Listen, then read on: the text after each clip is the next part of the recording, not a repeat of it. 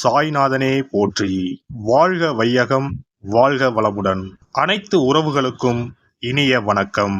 வேத ஜோதிடத்தில் முக்கியமான மற்றும் மங்களகரமான கிரகமாக கருதப்படுபவர் சுக்கிர பகவான். அன்பு, அழகு, செல்வம், ஆடம்பரம் மற்றும் வாழ்க்கை வசதிகளை தீர்மானிக்கும் கிரகமாக விளங்குகிறார் சுக்கிர பகவான். சுக்கிர பகவான் பொதுவாக சுமார் 25 நாட்களுக்கு ஒருமுறை தனது ராசியை மாற்றுவார். அந்த வகையில் வரும் மார்ச் மாதம் 26ஆம் தேதி வியாழக்கிழமை அன்று அதிகாலை 5:30 மணிக்கு மீனராசியில் இருந்து வெளியேறி மேசராசிக்கு பயிற்சியாக உள்ளார். சுக்கிர பகவான் மேசராசியில் ஏப்ரல் மாதம் 19ஆம் தேதி பிற்பகல் 3:51 வரை பயணம் செய்வார். இந்த சுக்கிர பயிற்சியானது மிகவும் சிறப்பு வாய்ந்தது. ஏனெனில் இது விசுவாசு ஆண்டின் இறுதி சுக்கிர பயிற்சி ஆகும்.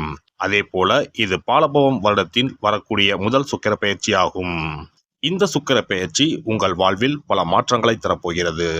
குடிசையில் இருந்த சில ராசிக்காரர்களின் வாழ்க்கை இப்போது கோபுரத்தில் ஏறப்போகிறது. பணம் பல வழிகளில் இருந்து வரப்போகிறது. இதுவரை இருந்து வந்த உடல் உபாதைகள் படிப்படியாக குறையப் போகிறது.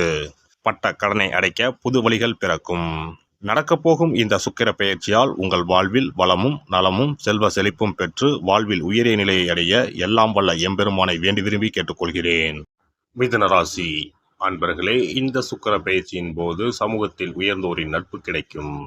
குடும்பத்தில் குதூகலம் நிறையும். உங்களை தவறாக புரிந்து கொண்டிருந்த நண்பர்கள் மனமாறி மீண்டும் நட்புடன் பழக தொடங்குவார்கள். கடினமான காரியங்களையும் சுலபமாக செய்து முடிப்பீர்கள்.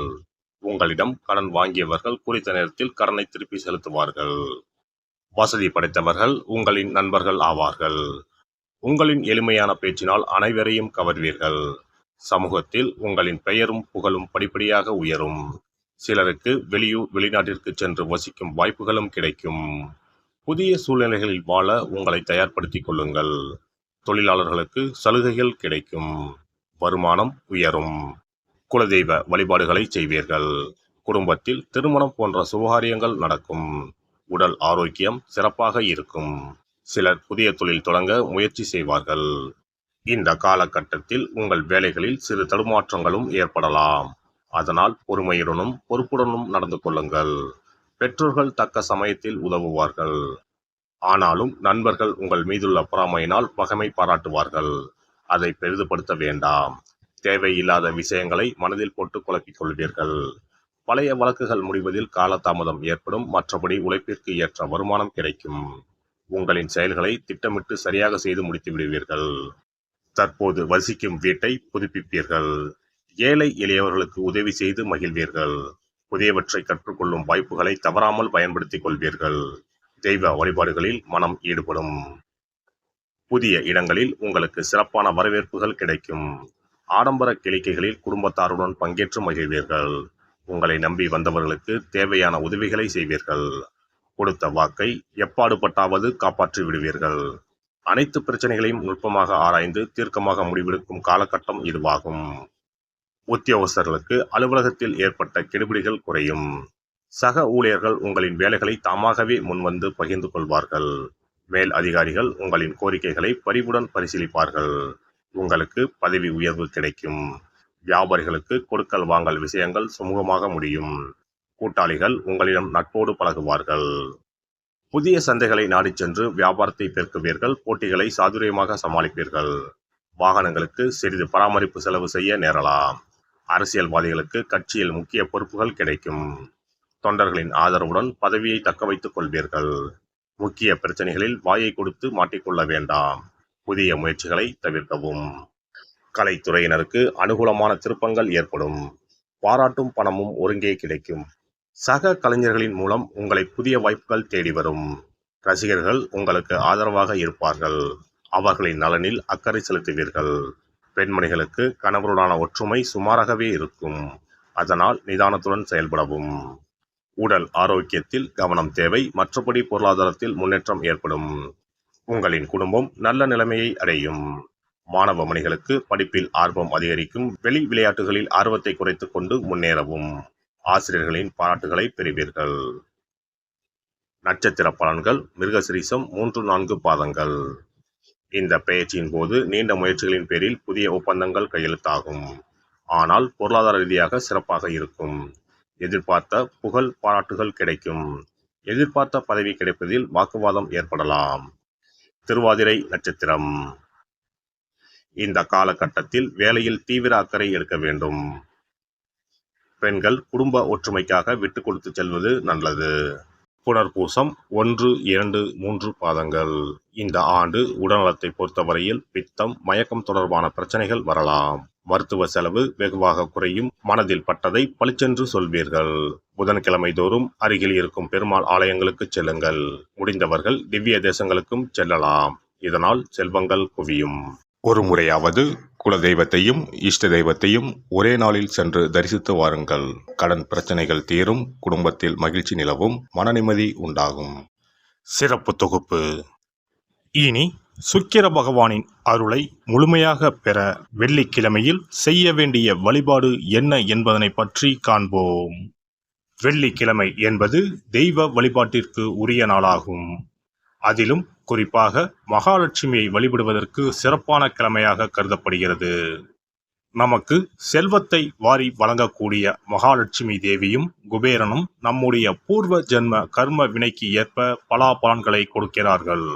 அதை அனுபவிக்க செய்யும் பொறுப்பு சுக்கிர பகவான் பார்த்து கொள்கிறார். ஒருவர் செல்வந்தராக இருப்பதற்கு ஜாதகத்தில் சுக்கிரன் அருள் கட்டாயம் இருக்க வேண்டும். சுக்கிரனுடைய அருள் பெற வெள்ளிக்கிழமையில் சுக்கிரஹோரை வரும் நேரத்தில் இவ்வாறு வழிபாடு செய்தால் சுபபோக வாழ்க்கையை அனுபவிக்க முடியும்.